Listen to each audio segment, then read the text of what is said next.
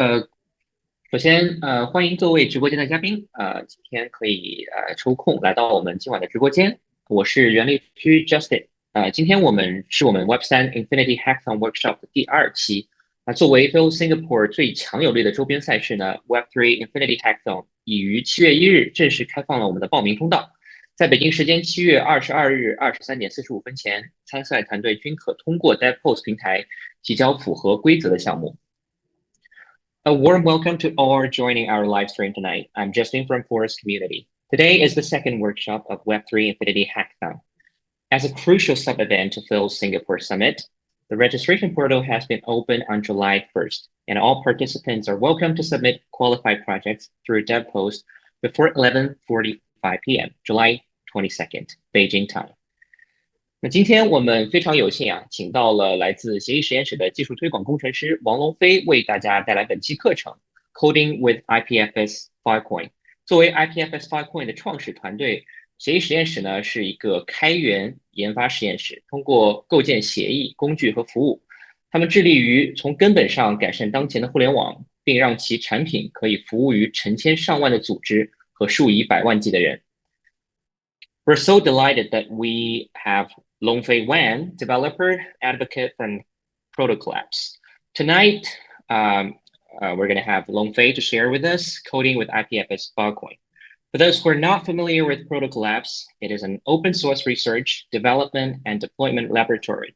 Projects of Protocol Labs include IPFS, Filecoin, and libp2p, aim to make human existence orders of magnitude better through technology. They build protocols, tools, and services to radically improve the internet. 本次课程呢，将从生态现状、网络架构等多个维度入手，从开发者的角度详细介绍参赛者所需要的内容板块以及实际的开发工具。那我们话不多说，就让龙飞开始今天的课程。Today's lesson will start from multi dimensions, including ecosystem status, network architecture, and etc. He'll illustrate all domains and practical tools that contestants need to know from a developer perspective. So without further ado, let's give the floor to Longfei and kick off today's lesson. All right. Just give me 1 second. Let me share my screen first. Yeah, sure.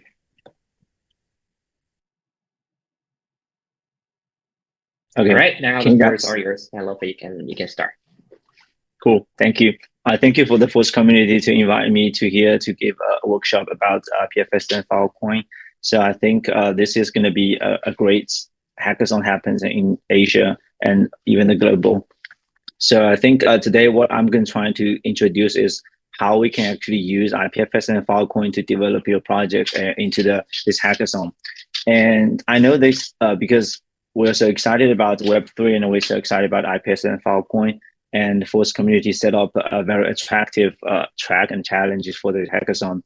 It's varied from decentralized storage infrastructure and then looking for storage solution for Web3 and even building your decentralized application, storing data on IPFS and Filecoin. Because we have so many interesting and exciting tracks, so I'm trying to give you guys a brief overview on all sort of developed toolings or storage service that we can use to meet or like various of requirements from different project, a different team.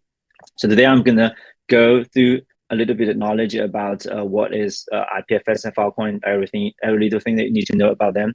And for different requirement, different needs of building on IPFS and Filecoin, I will go through the tools that you can use on IPFS Filecoin, or you can use the like storage service that actually taking the advantage of both of this network.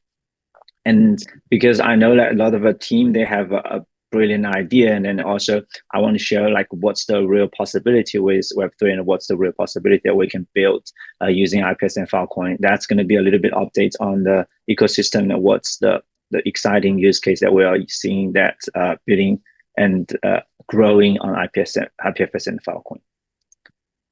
First, let's just take a look at what IPFS Filecoin.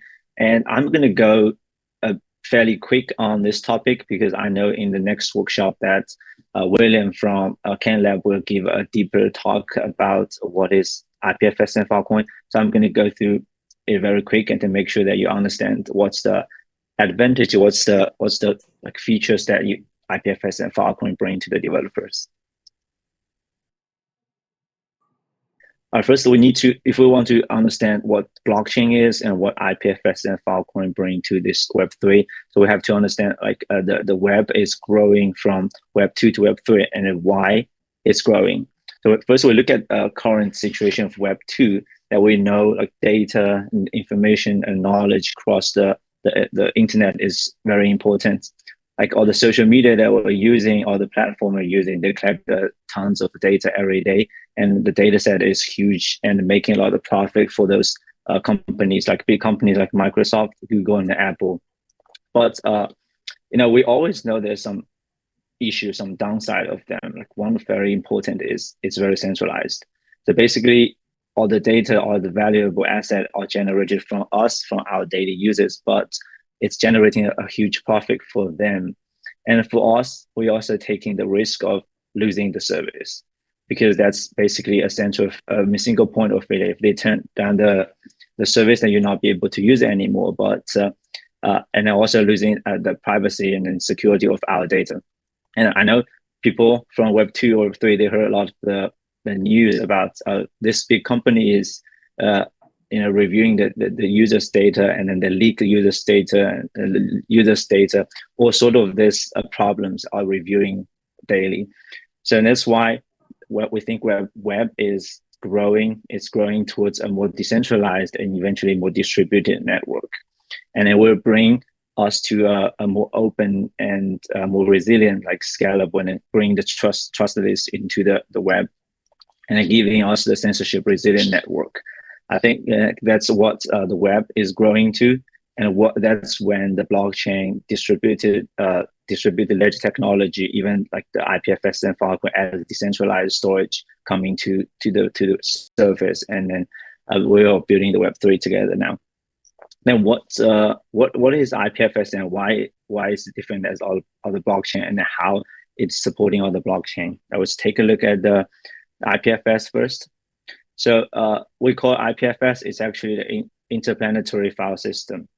So essentially, it's a file system that we store files, and then it's also, we can think of it as a protocol that we can store, and we share files and even folders across this distributed network.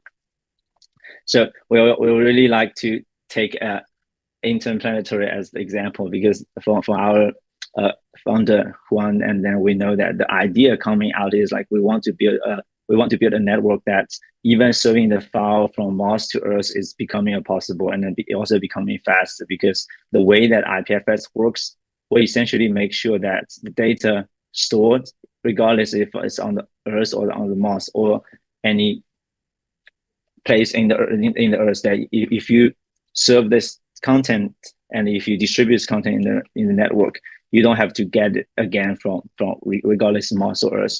So basically, which means if you search the content and then distribute it to other people, and you'll be able to get it from the other people. So the bottom line is, in this whole network, all the peers, all the nodes are serving the content for each other, and you will just actually, from the designs, designed as distributed, and there's no centralized authorities controlling it. So the data.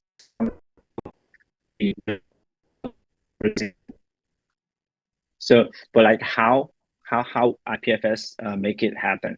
How we be able to make it different as what Web2 is working, and what's the protocol now is working? And the very important part is we call it content addressing, and IPFS is able to address content by what it is, other than where it is. What that means, if we look at the way that we retrieve the data, we download the picture, or we access the website currently in Web2. So what we normally do is we go to the browser and we type in the URL. So what URL essentially is telling where the data is stored. For example, if we access the Google, and we take example as Facebook, if we're accessing the Facebook and we're adding your content, so it's basically going to the Facebook server and then grabbing from the certain folder. So it's basically getting what you're requesting for from a location. if it's saving indexed HTML and it come out as Google, and it's Google. But if we change the data in the index HTML to show as a Baidu, and it will come out as Baidu. So you're not really sure what you are requesting. And it's also, it's not tamper-proof, it's not safe, because everybody can change. If they have the access to that location, and they'll be able to change the file, and you will still get the file back. But are you sure that's what you're trying to get? That's the difference to what IPFS is providing, because we are addressing the content by what it is. It's actually achieving through what we call it CID, it's content ID. And essentially it's, you can think content CID as your fingerprint. It's a fingerprint that you can actually prove that the information, the piece of a file, that is what you're requesting for.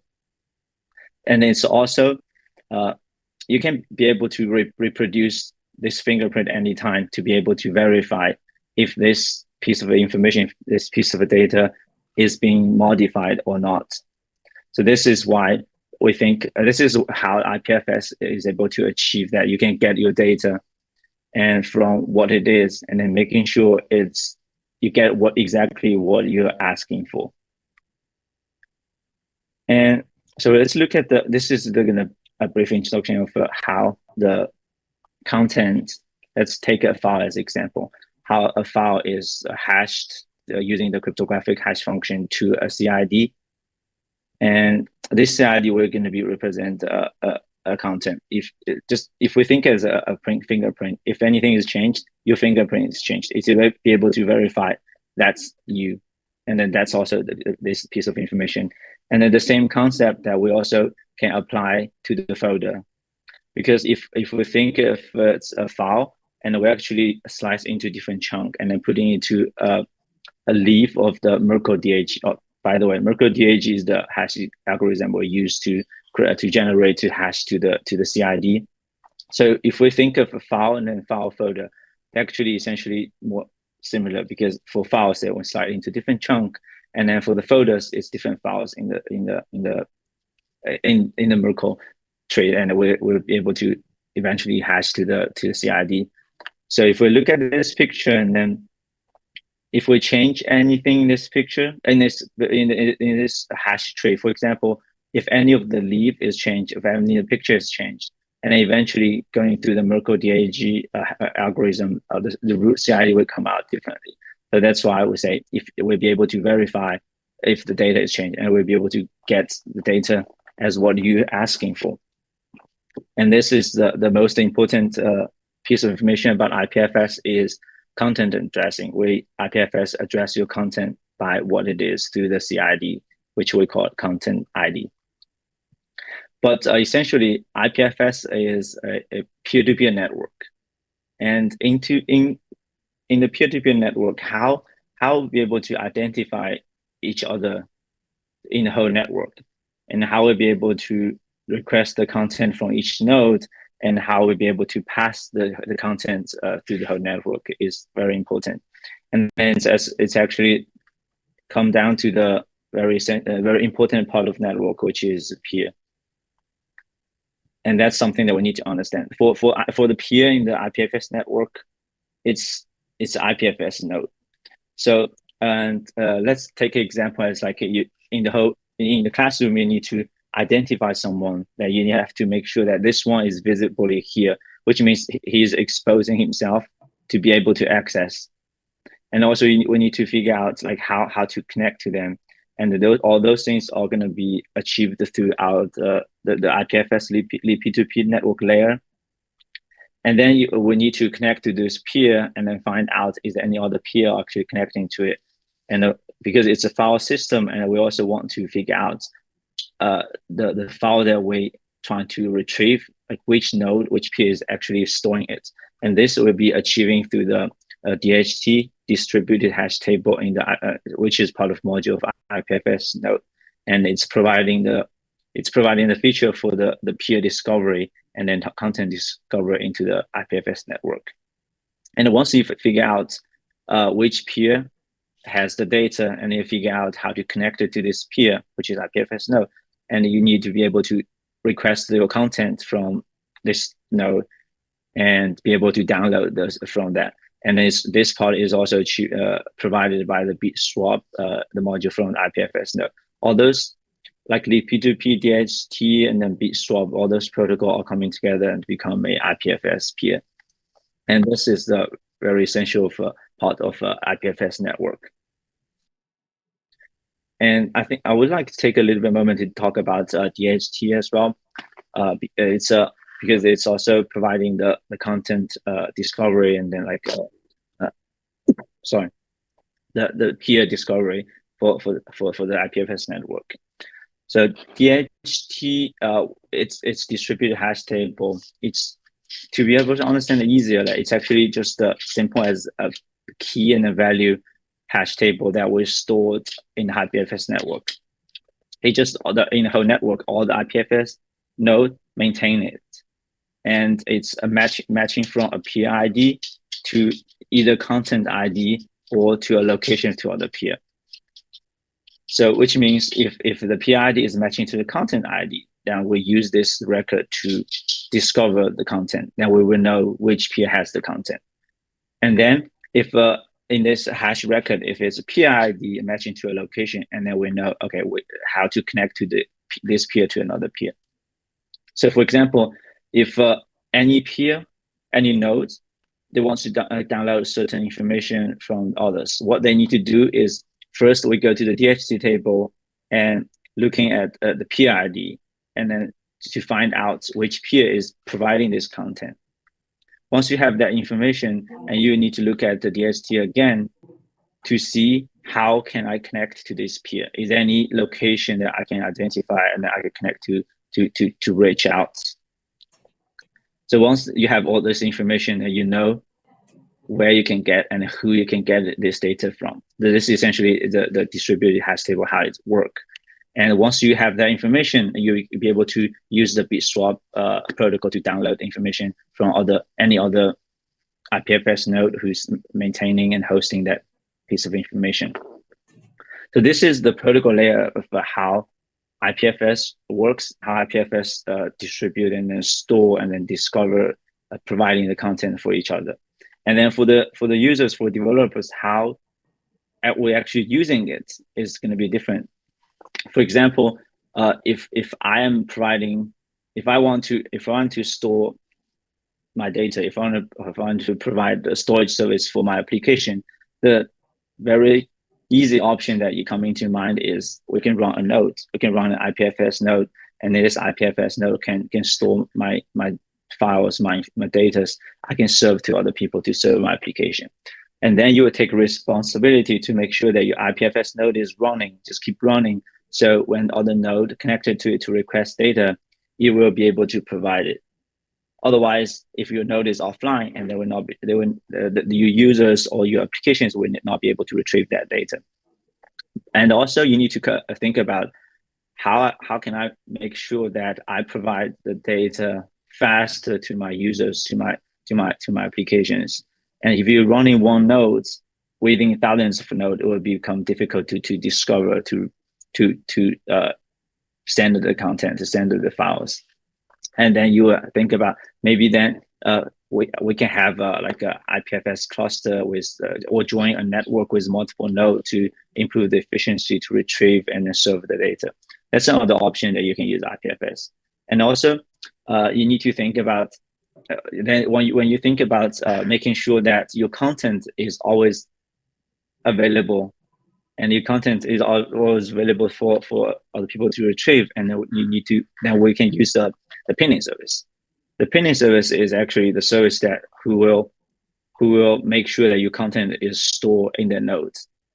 So, and then we have like different service providing the pinning service to make sure your content is paying and then stored from them other than your own nodes. And for example, Pinata and Infura and NFT storage, all those services can be used as a pinning service. That's the different ways that you can use IPFS into your real life and in your application. And then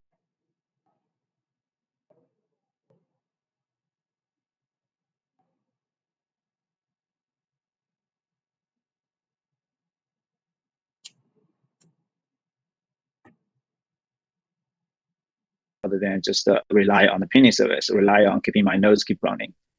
Yeah, and then that's why we bring Filecoin into the picture.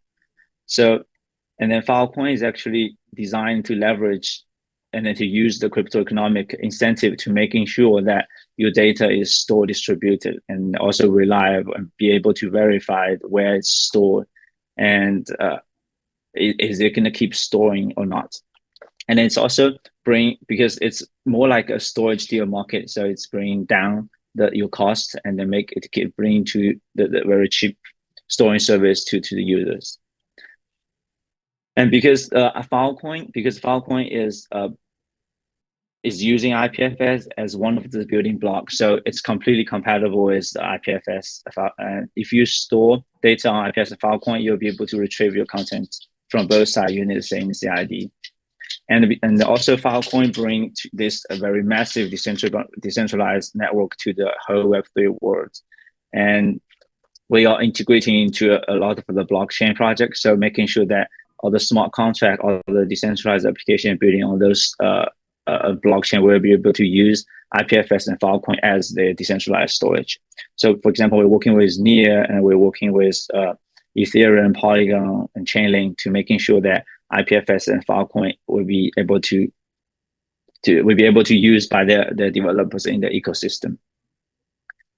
And currently, I would say Filecoin already have a very huge capacity of storing, and I think we had updates. I have an upgrade on the Lotus yesterday, and even though the storage power is a little bit up and down, but overall we will have like almost 17 gigabit of the storage, and I would say which is huge, and then we'll be able to save a lot of data and a lot of a huge of a data set, and even serving the Web2 is actually absolutely enough.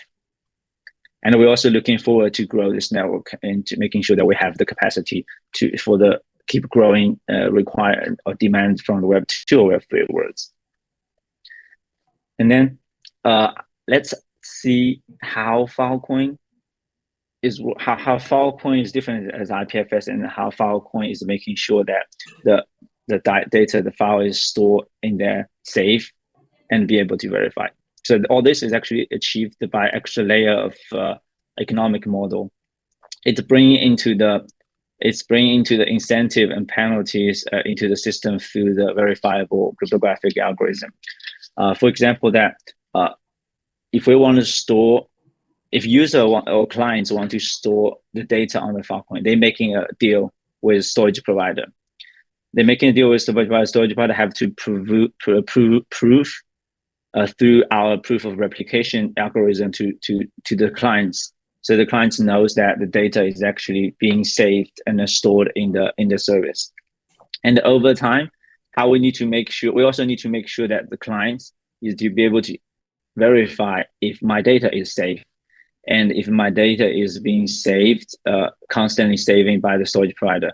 And so storage provider has to making sure that they be able to produce what we call a proof of space-time to the clients, so the clients or anyone in the blockchain in the blockchain be able to verify this data is still safe. Otherwise, all the staked token will be used as a penalty if we cannot providing the service, if we cannot providing the proof to the clients, and there will be a punishment into this ecosystem and the economic model. That's why we're making sure that the storage provider will, and they're willing to store the data, and then making sure the data is stored and safe and verifiable.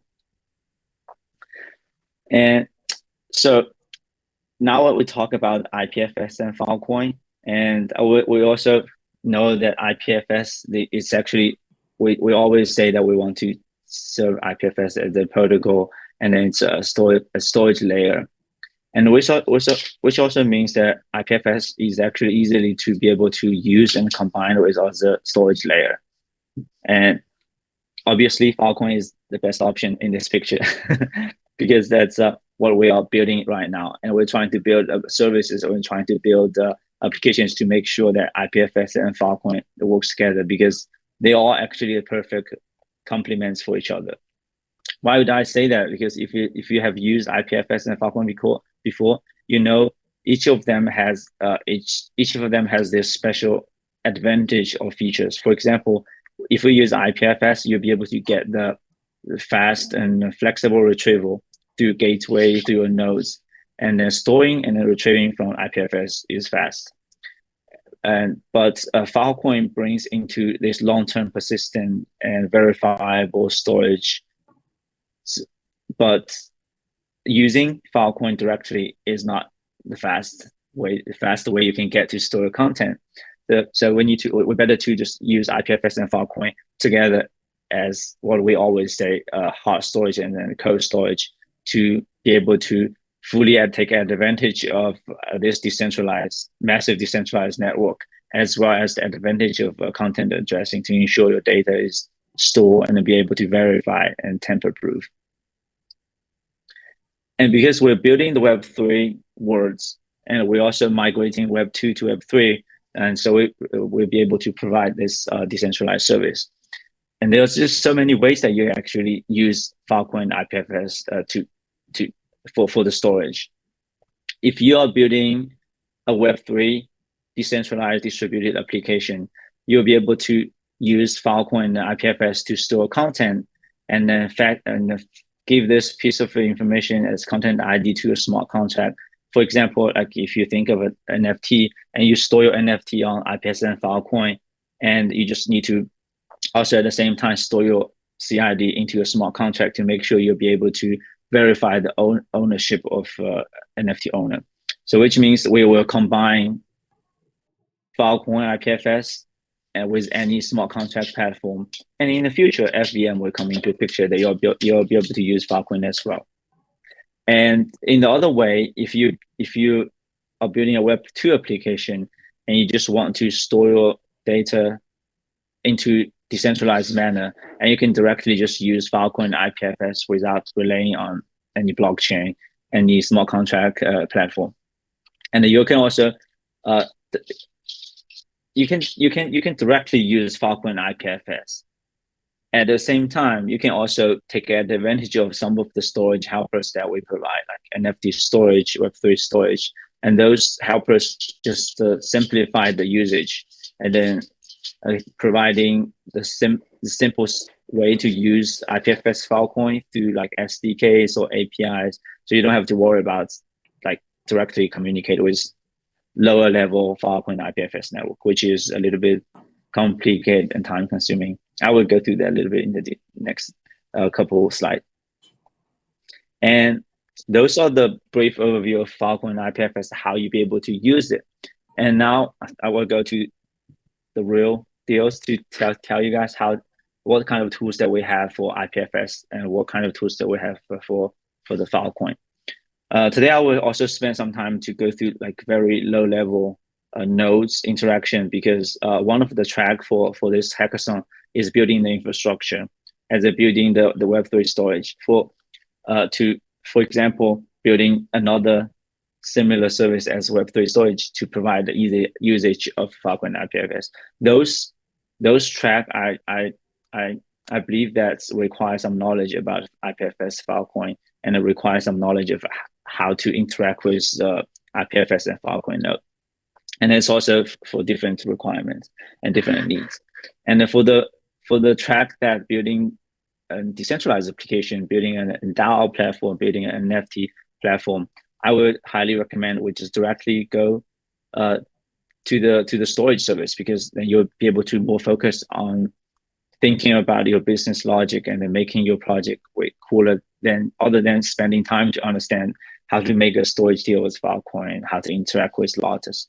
So it's just the way that I'm going to structure this presentation to make sure that you can find exactly the tools that you need for your project. So first, let's look at what IPFS have offered to the developers. And for different usage of IPFS, and you can choose different tools. For example, if you are just thinking about storing your data and as a user, and you can just choose to use the IPFS node, like there's the IPFS desktop and IPFS CLI. And also IPFS CLI can run as your node to provide the the storage if you're using the SDK to build any applications. And if you want to interact with IPFS node, and there's like tools you can use like Go IPFS and JS IPFS or the pinning services. And another layer is the data access into IPFS, and like how you can access your files and then your pictures and your videos that you stored on IPFS. And I will go through them, each one of them, so you'll be able to understand and then just choose the right tools to use. First, let's look at the IPFS desktop. It's one of the IPFS nodes, but it's come with the user interface. And if you're not familiar with command line, if you're more comfortable with user interface, and IPFS desktop is the choice that you can choose, and you'll be able to use it, for example, to monitor your nodes, to see the status of your node, like how many storage you're using and what nodes you're connecting to, and you also be able to configure your node through the UI. Like, do you want to connect to what node you want to connect to, and then do you want to expose yourself to other people to connect? And also you'll be able to configure the pinning service. If you upload any content using IPFS desktop, do you want to pin this content into any of the pinning service that we have, like Pinado or Web3 storage? And other than that, obviously you can use IPFS desktop to upload your files, your folders, and anything you want to upload. And it's just a very easy and user interface you can interact with. And if you're a developer and you want to host IPFS node to serve the content to store information, and then you can come to the IPFS CLI, which is a command line tools. Then you have to be familiar with how to use command line and in your terminal. And then it's also the same, coming with the same functions, the same features as IPFS top. And you can upload and you can manage your files, and you can monitor your node and monitor your network. And there's also coming more features than IPFS desktop. Is you can be able to check your data, like you can be able to check your IPRD format and check your multi-format and of your information, and all this all through command line. So if you want to learn more, and once you have IPFS CI node running, and you can just go to our website, like document website from IPFS, providing all the detailed information about different command lines you can use for IPFS CI. And then the most common command that you have to understand is, first is initialization. And once you have the CLI installed in your computer, you obviously need to initialize your nodes and making sure your IPFS daemon is running, so you can use all sort of service there. And it's actually just achieved by 2 lines of the simple command IPFS init and IPFS daemon. So once it's done, it's running, and you will get your node running, and you'll get an API service URL, so you can use in your SDK and your program to connect it to. And then it's also actually having a local gateway that you can be able to get your data. And then getting the content, and then adding the content and then retrieving the content using command lines is fairly easy as well. It's basically a command of IPFS add. You're choosing the file path, and you'll be able to add it. It could be a file directory, file folders. And getting it's also very simple. Once you add a piece of the content into IPFS network, you will get a CID. Remember what I mentioned earlier? The CID represent your files, represent your file folder. And then you're also going to use this CID to retrieve your content. So in the IPFS CLI, you can just use IPFS get with CID and IPFS cat with CID. And those are quite simple. And if you want to know more about like a command line for the P2P network, for the bit swap protocol, and for the data format like IPRD, and just simply run your IPFS and then use IPFS help, and you will get all the information about each of the command. All right. And that's the nodes for single nodes of you can use desktop or CLI. But with one node, and we all know from as a developer that you have like the efficiency, and then you're always going to trouble of how slowly getting your content and uploading content slow. And here's now the solution with IPFS cluster. I mean, I think we all know what cluster means. It's just bringing multiple IPFS nodes together to making sure that we can offer the high efficiency and offer the scalability to a network and to application. And then also there's no centralized server. Now currently in the protocol in the Filecoin IPFS ecosystem, and it's already powering like NFT storage and Web3 storage. You can try to use it and download, and then they come with a very easy to run application, which is IPFS cluster service. And once you have it, it's running and it's spinning up a multiple node, and all those nodes are like allocating and tracking, communicating with each other, and then tracking all the files are stored into this cluster through a global pin set, what we call. And then you will be able to interact with your IPFS cluster through like APIs or CLIs, which is the module that we call IPFS cluster CTL. And this will give you more option, and it give you a high efficiency and then for your IPFS storage. And then once you have IPFS nodes running, and as a developer, I want to interact with it. I want to be able to connect to the IPFS node, and then to get my content and get my files. And then there will be like options that we can use is Go IPFS and the JS IPFS. They both are a implementation of IPFS. So you can actually use those two tools to run a node as well. And it's also offer like lightweight SDK as part of the module. For example, in the Go IPFS, and it's a Go IPFS API, which is the API you can just use to connect to the IPFS, and just simply sending the API request to use the service. And then for the JS IPFS, it's called IPFS HTTP client. And it's also another lightweight SDK you can use as JS. And JS IPFS is also be able to work with Node.js as well as the browser. Some of the application they use JS IPFS to run actually a very light IPFS node in the application for the browser applications. And if you are building the infrastructure and you want to communicate, interact with IPFS node, and then you can try to dig a little bit more into the Go IPFS and the JS IPFS. And another thing I want to point out is like how we access the content. And if you're familiar, everybody knows the HTTP gateway. That's how we access the content through the gateway and by using the CID.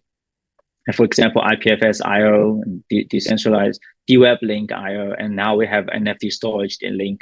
All those gateway are providing service for the clients and for any applications to retrieve to getting the data that they stored on IPFS.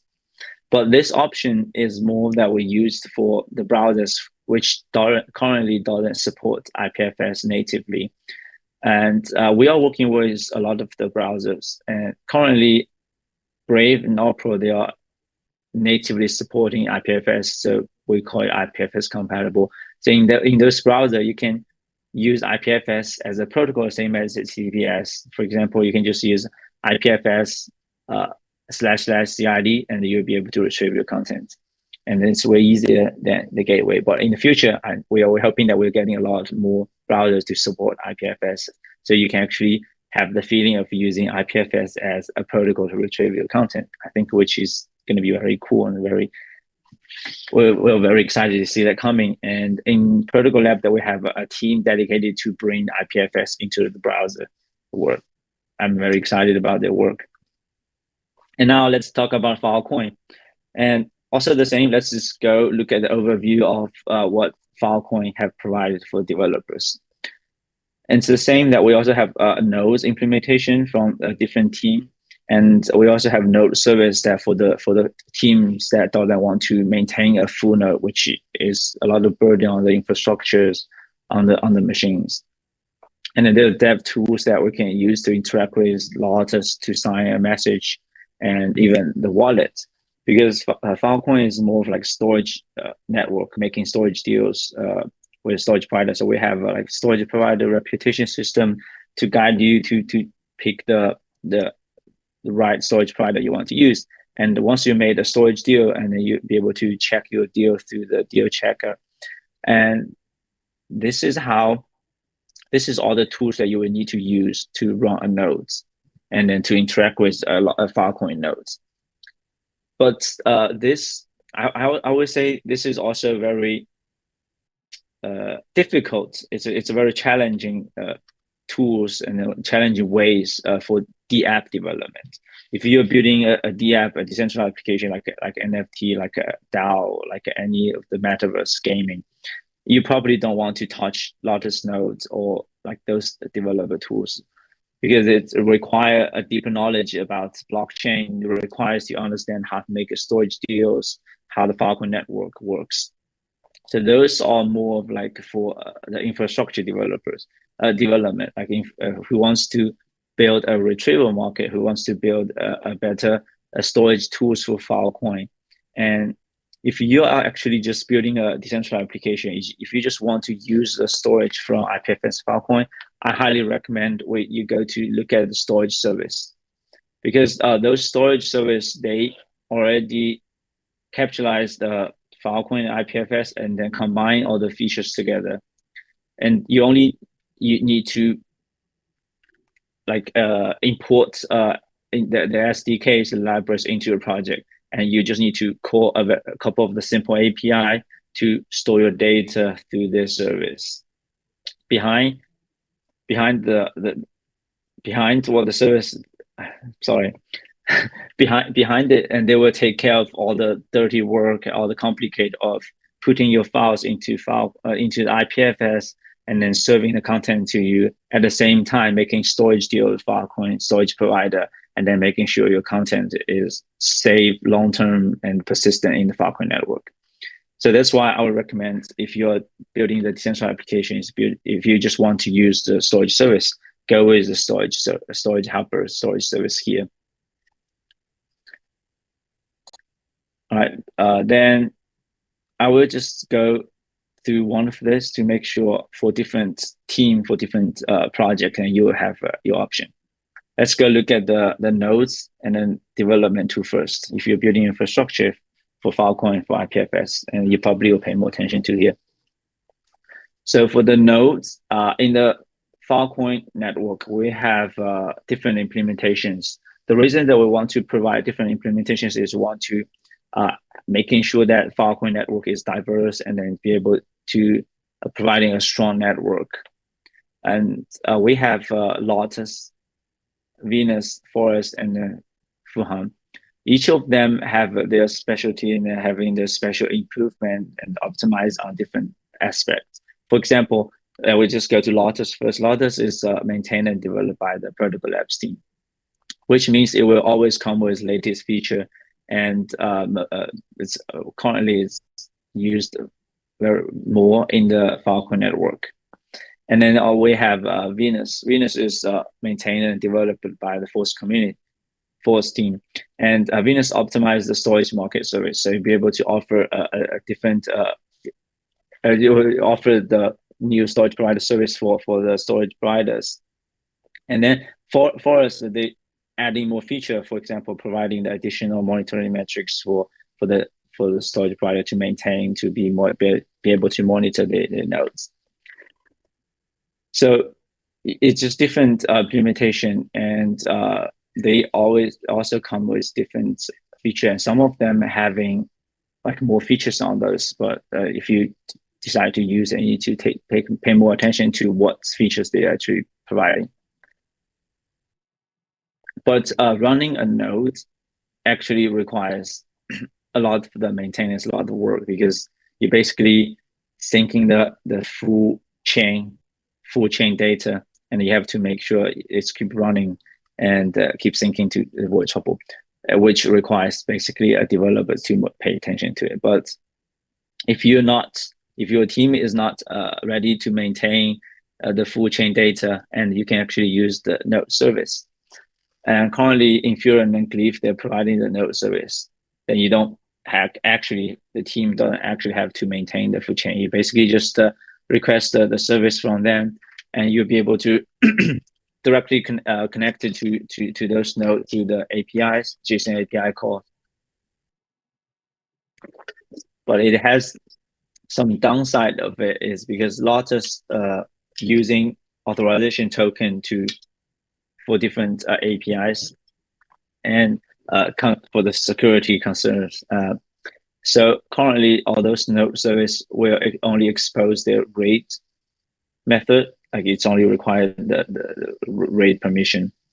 But if you want to get more access, if you want to get more permission, you can actually file a request to Glyph team, and they will be able to give you a customized node that you'll be able to use, not only the rate functions. And if you want to communicate with nodes, the best way is through the SDK. And Filecoin.js is an SDK, a lightweight SDK you can use to interact with your local nodes or with your remote nodes provided by the node service. And then it's also come with multiple wallet, provide a multiple wallet. You can create a Lotus wallet that you interact with Lotus. And then you can also create a wallet using like keypad and using, you also can be able to create a multi-signature wallet and maybe a MetaMask wallet as well. And also, because it's part of Filecoin, so you can also use it to make a storage deal, to make a retrieval deal with storage provider. If you want to try it more, go to the Filecoin.js to look at the documents, and there are also some examples there.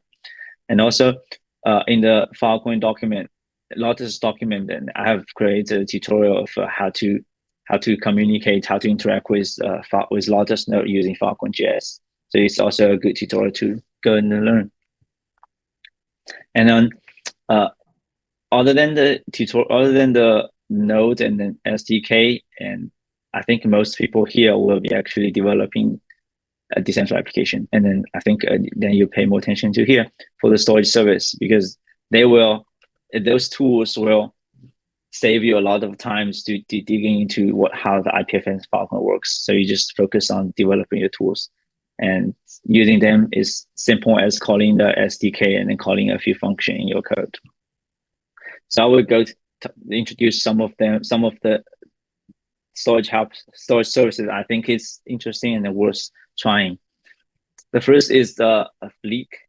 Fleek have this hosting service that you can host your website completely decentralized. What does that mean is it's hosting your website on IPFS, but it feels the same as what you use currently for your Web2 application, like how you deploy your application on the Verso, for example. It's the same CI/CD tools. You just need to apply for an account and link to your GitHub and just configure some builds, and eventually it will deploy deploy your website to IPFS, and whenever you push your code to certain branch. And so if you're building a decentralized application and then more of like a browser application, you can try to put it onto IPFS and then make it completely decentralized.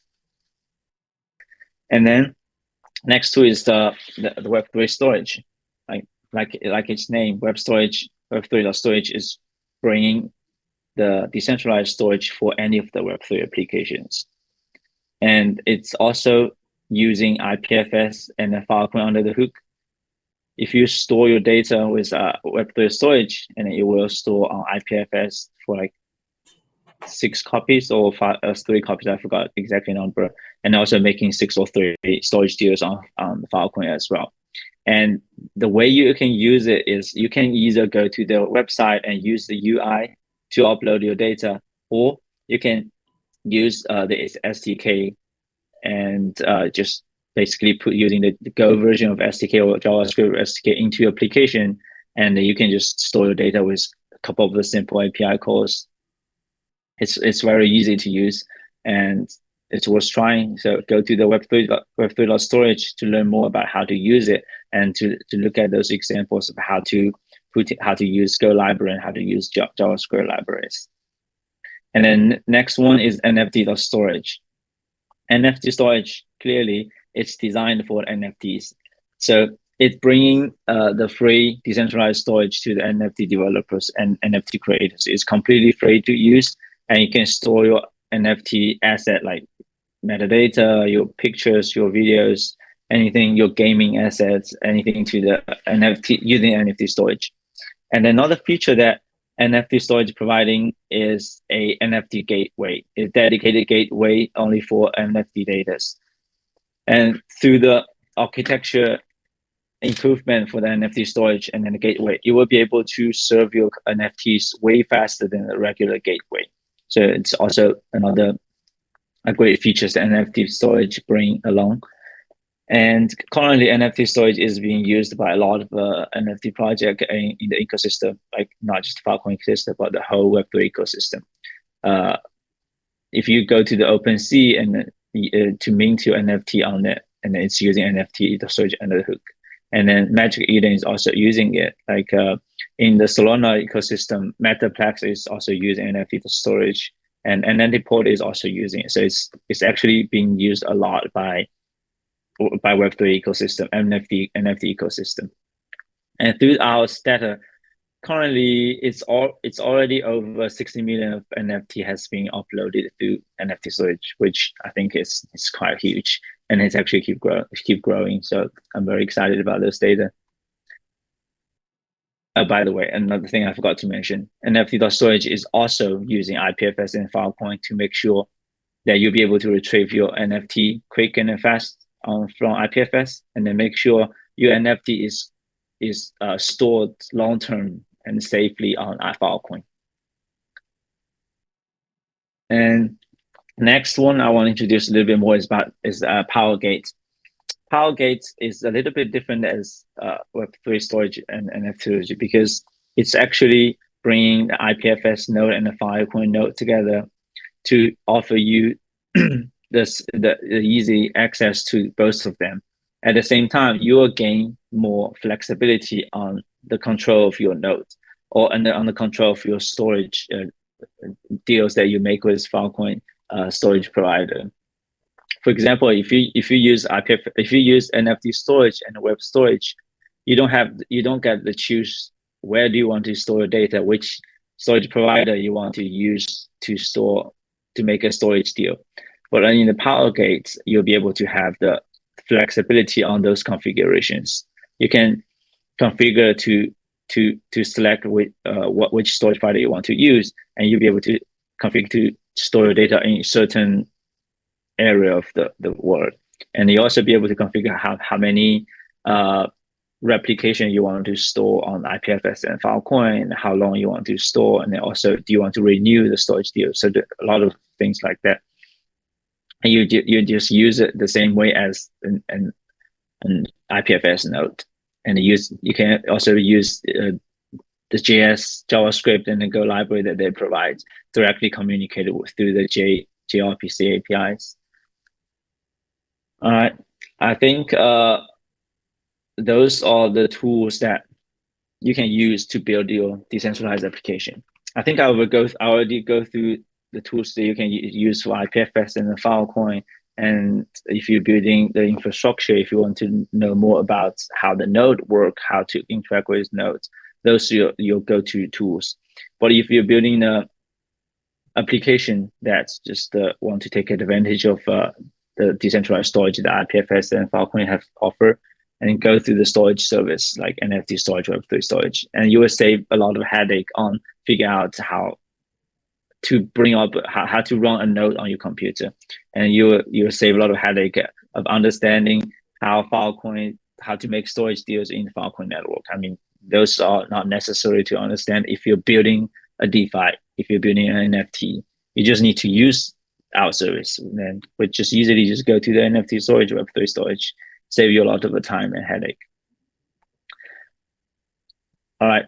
So last part I want to talk a little bit more is about like who's using IPFS Filecoin and what you can build in the Web3 worlds. Just basically give you a little bit idea and what's the possibility and then what is going on into this industry.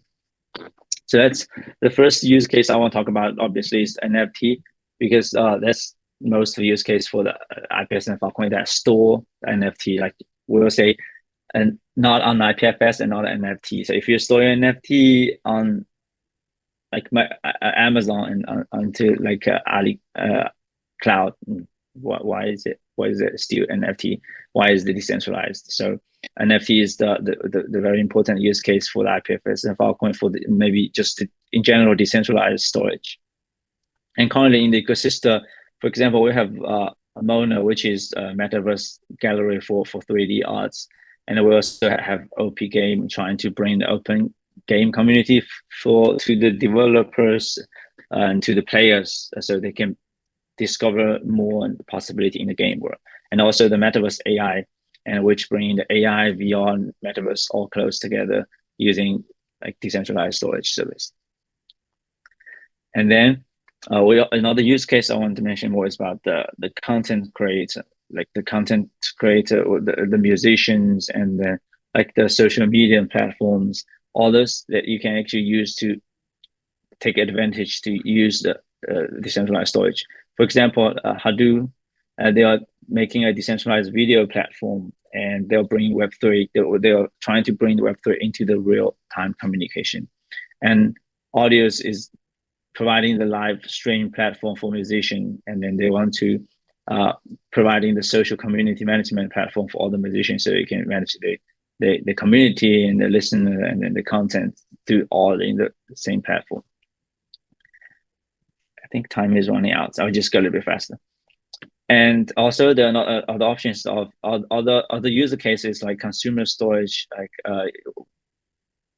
you will use to store all sort of data. It's like your music and your creations and your digital art and your like Instagram sim, like a picture, photo album. And then another different category where we're thinking is like how to share files and how to store files for different use case. For example, how to provide an encrypted file, how to bring the privacy to the user through the chain safe, and how to making sure like our photo network, our Instagram is decentralized, and how to be able to providing a traceable and trustworthy of the photo album for the digital world. All this use case that's actually just general consumer storage that using IPFS and Filecoin under the hook to provide the decentralized storage for all sort of the services. And we're also providing not just providing the storage for the Web3, we're also providing this decentralized storage for the Web2 world as well. There are a lot of data set from the Web2 worlds are storing on IPFS and Filecoin.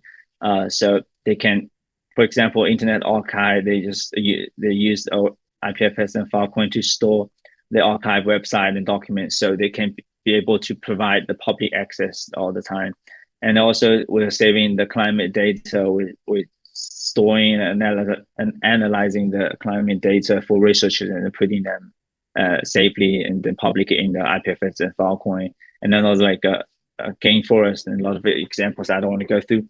But eventually I just want to give you guys an example of like how you can use IPFS and Filecoin and what kind of a use case, what kind of scenarios applications are building and using IPFS and Filecoin. And hopefully that will give you some idea on the tools and the project you're building, and then see if that's actually matching Web3, and it's actually be able to, it's actually a right way or proper way to use IPFS and Filecoin.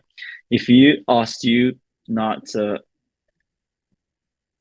you still have questions about, for example, how to use our knowledge tools, if you still have a question about like project ideas, and you can easily find us on different platforms like Discord and Slack. You can go to like IPFS and Filecoin and then find us. And if you want to learn more about our knowledge, we have like a document side IPFS document, Filecoin documents. Even Lotus now have its document website. You can learn more. And perfectly 1 hour.